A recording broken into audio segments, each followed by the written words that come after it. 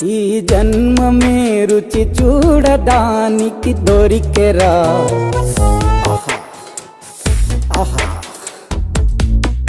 ఈ లోకమే వండి వార్చడానికి వేదికరా.